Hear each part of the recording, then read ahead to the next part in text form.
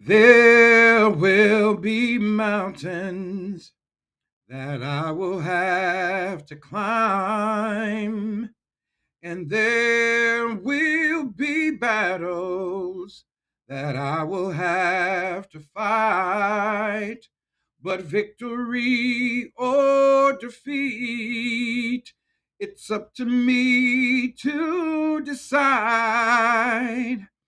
How can I expect to win if I never try?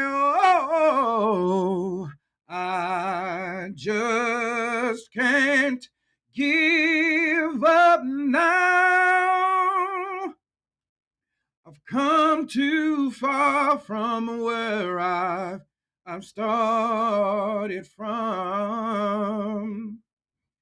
Nobody told me the road would be easy, and I don't believe he's brought me this far to leave me. Welcome to Clarity, the podcast about the journey that I'm taking through the Bible to get to know the Lord better for myself. 2 Timothy 2 and 15, study to show thyself approved. That's what I'm doing. You're more than welcome to follow along. I'm going to pick up right where I left off at Genesis chapter 11. And the whole earth was of one language and of one speech. And it came to pass, as they journeyed from the east, that they found a plain in the land of Shinar, and they dwelt there.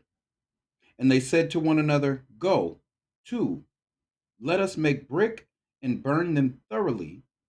And they had brick and stone, and slime had they for mortar. And they said, Go to, let us build a city and a tower, whose top may reach unto heaven, and let us make us a name, lest we be scattered abroad upon the face of the whole earth. And the Lord came down to see the city and the tower, which the children of men builded. And the Lord said, Behold, the people is one, and they have all one language. And this they begin to do. And now nothing will be restrained from them, which they have imagined to do. Go to, let us go down, and there confound their language, that they may not understand one another's speech.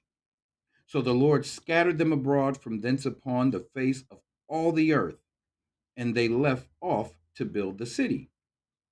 Therefore is the name of it called Babel, because the Lord did there confound the language of all the earth. And from thence did the Lord scatter them abroad upon the face of all the earth. These are the generations of Shem. Shem was 100 years old and begat Arphaxad 2 years after the flood. And Shem lived after he begat Arphaxad 500 years, and he begat sons and daughters. And Arphaxad lived 530 years and begot Salah. And Arphaxad lived after he begat Salah 403 years, and he begat sons and daughters. And Salah lived 30 years and begat Eber. And Salah lived after he begat Eber 403 years, and he begat sons and daughters. And Eber lived 430 years and begat Peleg. And Eber lived after he begat Peleg 430 years, and he begat sons and daughters. And Peleg lived 30 years and begot Reu.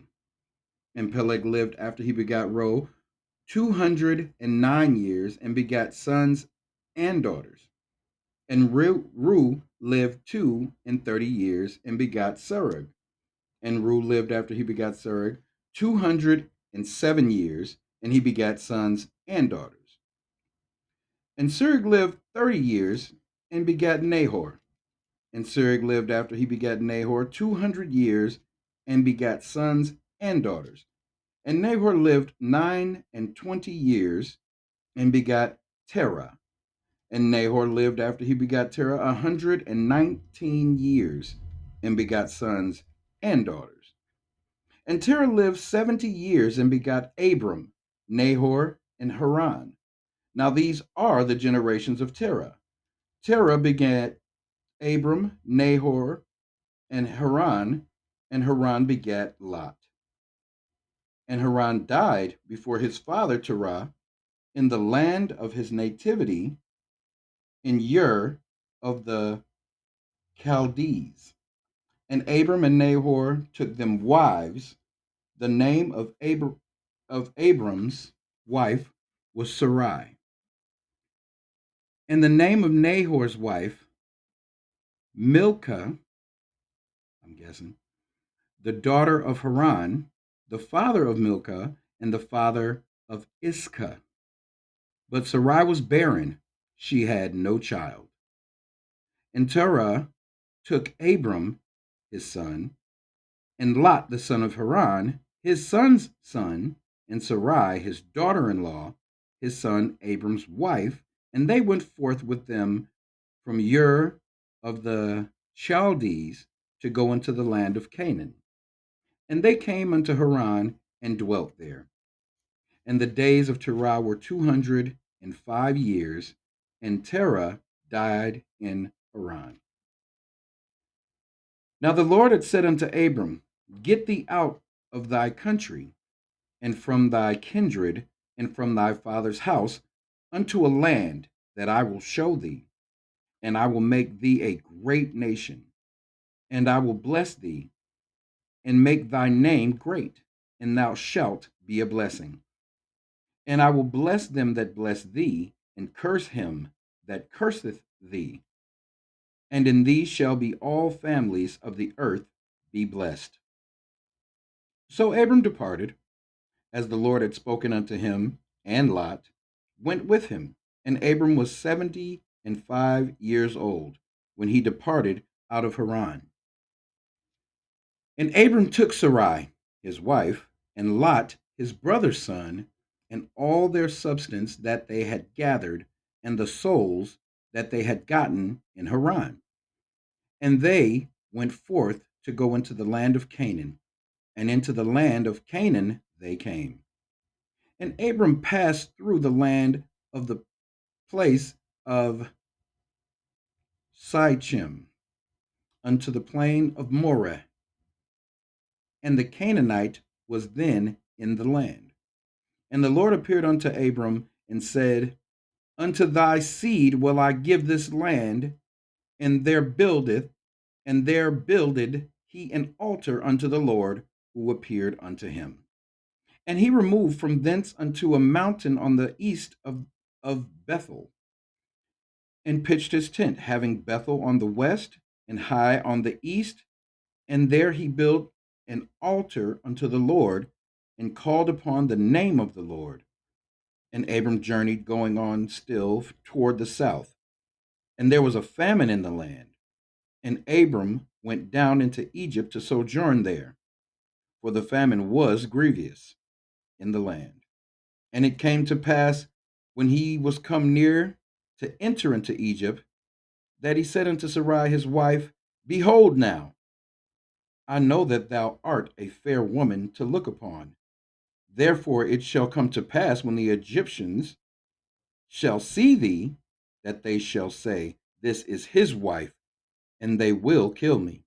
But they will save thee alive. Say, I pray thee, Thou art my sister, that it may be well with me for thy sake, and my soul shall live because of thee. And it came to pass that when Abram was come into Egypt, the Egyptians beheld the woman, that she was very fair. The princes of the Pharaoh saw her, and commended her before Pharaoh. And the woman was taken into Pharaoh's house. And he entreated Abram well for her sake. And he had sheep and oxen, and he had asses, and men servants, and maid servants, and she asses, and camels. And the Lord plagued Pharaoh and his house with great plagues because of Sarai, Abram's wife. And Pharaoh called Abram and said, "What is this that thou hast done unto me? Why didst thou not tell me that she was thy wife? Why saidst thou, She is my sister? So I might have taken her to me to wife. Now therefore, behold thy wife, take her and go thy way." And Pharaoh commanded his men concerning him, and they sent him away and his wife and all that he had. And Abram went up out of Egypt, he and his wife and all that he had, and Lot with him into the south. And Abram was very rich in cattle, in silver, and in gold. And he went on his journeys from the south even to Bethel, unto the place where his tent had been at the beginning, between Bethel and Hai, unto the place of the altar which he had made there at the first. And there Abraham called on the name of the Lord. And Lot also, which went with Abram, and had flocks and herds and tents, and the land was not able to bear them, that they might dwell together, for their substance was great, so that they could not dwell together. And there was a strife between the herdmen of Abram's cattle and the herdmen of Lot's cattle, and the Canaanite and the Perizzite Perizzite dwelled then in the land. And Abraham said unto Lot, Let there be no strife, I pray thee, between me and thee, and between my herdmen and thy herdmen, for we be brethren. Is not the whole land before thee? Separate thyself, I pray thee from me. If thou wilt take the left hand, then I will go to the right. Or if thou depart to the right hand, then I will go to the left. And Lot lifted up his eyes and beheld all the plain of Jordan, that it was well watered everywhere, before the Lord destroyed Sodom and Gomorrah, even as the garden of the Lord, like the land of Egypt, as thou comest unto Zoar. Then Lot chose him, all the plain of Jordan, and Lot journeyed east. And they separated themselves the one from the other.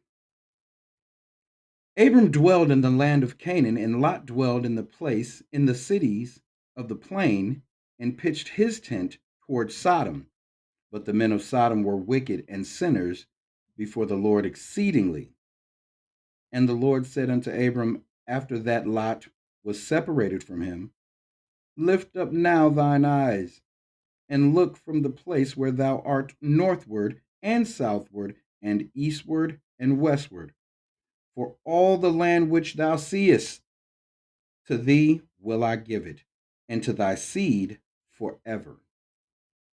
And I will make thy seed as the dust of the earth, so that if a man can number the dust of the earth, then shall thy seed also be numbered.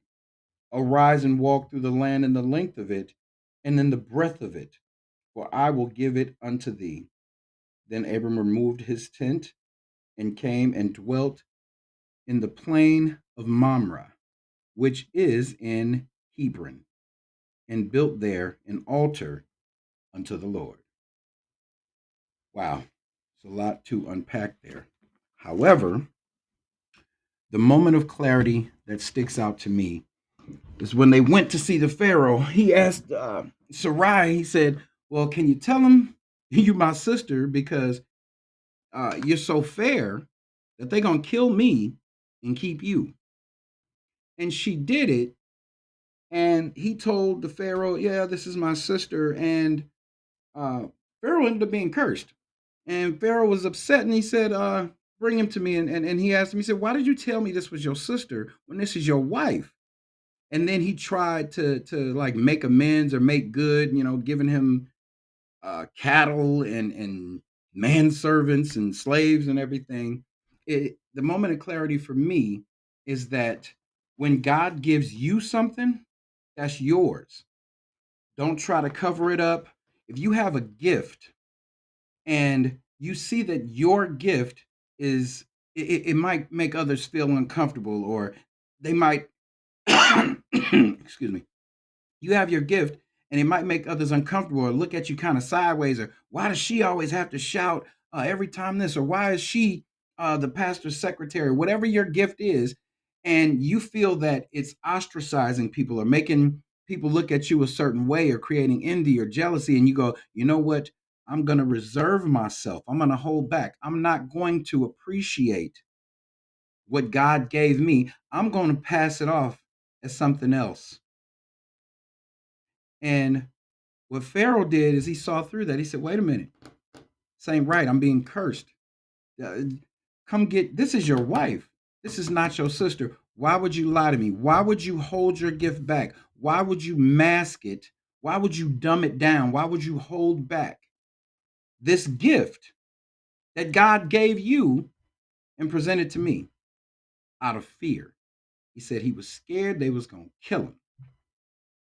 But what he didn't understand is if God gave you your gift, that gift will make room for you. I consider myself to be somewhat gifted, and I know exactly how this situation feels where you think you have to hold back or you can't be who you are completely. You can't use what God gave you because you're fearful that it's going to create envy and jealousy or run away your friends and all of that. But while those people who you might have thought were friends are running away, what truly needs to come to you will come to you. He got all of these blessings. He got all of these things from the Pharaoh to make up for. Here, take these and go. Take your beautiful wife. Take all of these extra gifts and all that. I don't want to be responsible. So while those people are running away from you, your gift will make the people who are supposed to be near you near you. There's no need to hold back. All your gift is going to do is going to weed out. There's no need to have fear of envy or jealousy or anything of that nature, because if it comes, it comes. It's supposed to weed out who's not for you and who is for you. Let's not lie or hold back our gifts to please others. This has been Clarity.